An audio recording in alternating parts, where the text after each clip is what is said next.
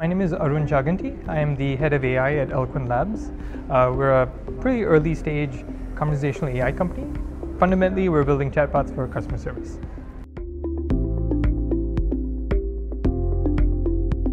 Good question. At the high level, my responsibility is to make the AI team make the AI product better, right? And as a conversational AI company, that's the core of our product.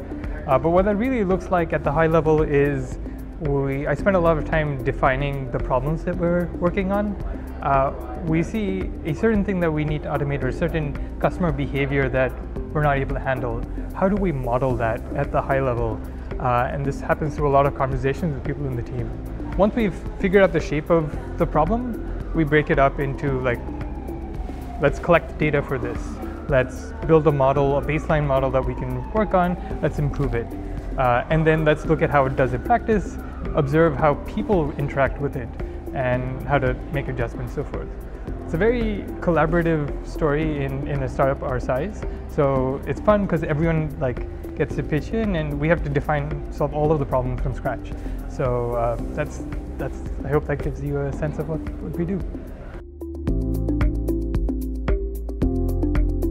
I think scalability is a very loaded term because I think it can mean many different things. I can think of three different ways. So there's scalability in terms of scalability with AI.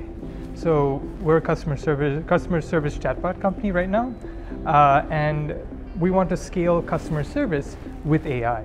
We want to make it so that we can handle more things that customers are asking for and provide them with a quicker response and a better experience. There's also scalability of AI in the sense of we want AI to work in more general scenarios. At some point in time, we could handle, let's say recognition of digits. And this is in the postal service or something like that. But now we wanted to recognize signs and recognize images of more variety. So handling more variety is one form of scalability that people are concerned about. And finally, there's the scalability in terms of just the systems scaling, like engineering. We were able to handle 100 customer requests today. We want to handle 100,000 tomorrow. How do we do that? The best way I can think of doing this is if you think about YouTube recommendations, and let's assume you're a precocious child, and so you're watching some TED Talks. And you like this TED Talk, and you'll notice when you're watching this, you see some recommendations on the side. Maybe you wondered, why are those there? Right? One way of thinking about, maybe you will notice that, well, there are a lot of other TED Talks on that screen. Another set of things you might notice is there are a lot of talks by the same person in that recommendation list. So these seem natural features. If you like one TED Talk, you might like another TED Talk from the same publisher or the same channel. You might also like something that that mentions the same speaker name in both of these talks. These sort of features, when people try to define these, works fairly well, and is a sort of pre-deep learning sense of machine learning. We want to find similar products according to some patterns, but we had to write down what those features are.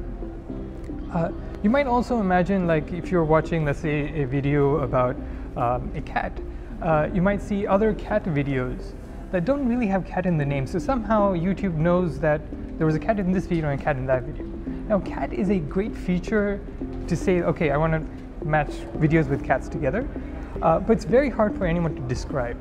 And so what deep learning has enabled is to somehow convert a lot of the pixels that come into a single video, in just a single frame of that video, and try to identify very non-intuitive to human, if you think about it, you wouldn't be able to specify these, but identify what are common correlations in those pixels between the video you're seeing and another cat video. And the ability to learn those representations and specify features were not intuitive to you is really what deep learning has been able to bring, and what we care about. That's what it's about these days. Broadly, we want to make our product as good as possible for our customers. And this breaks down into some forms where we want to help customers through more complicated conversational interfaces. Our broader mission is to allow customers to sort of use a single point of interface, just chat, text. You can imagine just sending a message like on Snapchat or something else, and being able to get lots of services through this format. We can do this now for one particular sort of client, and as we grow out, we want to really be able to provide a uniform interface for customers through a natural conversational medium. In many different ways. There's the quick answer, which is make it faster, make it more scalable for customer service. A lot of companies want to give their customers better service, but it's hard to because of how much time it takes to be able to help people. If we're able to automate some of those cases, we're able to free up time for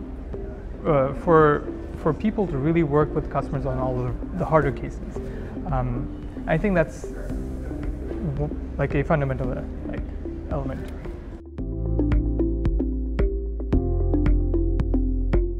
I think that's a very good question to ask. I think we should all be thinking about the impacts and the consequences of the technology we build.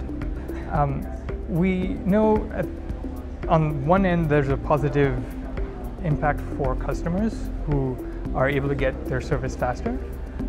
We also see this as, and we've heard this from customer service representatives as well, it helps them work on tasks that really need more time or need their intervention. And they don't need to be waiting for the customer to find their ID number, etc., but rather try and resolve these tricky cases that really do need the human touch. And so we're helping to make that possible.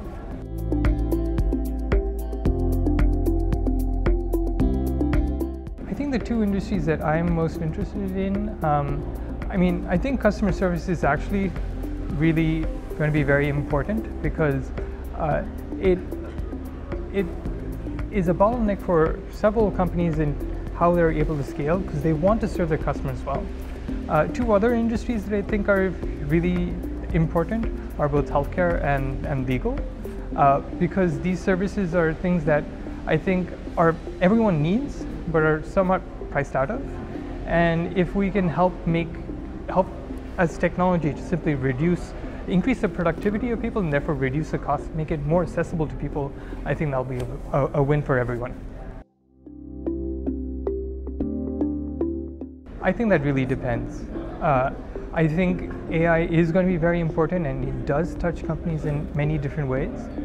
The crucial question, I think, is who needs to think about organizing the AI. In many companies, I think a chief technology officer is responsible for integrations where they work with companies like ours to build the AI into their functionalities. And they need to be conversant, they need to be able to reason about how that AI, what it can do, what it can't do, and work with other companies.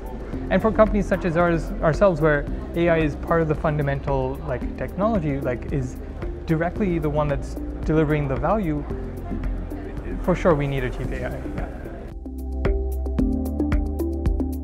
Yeah. I think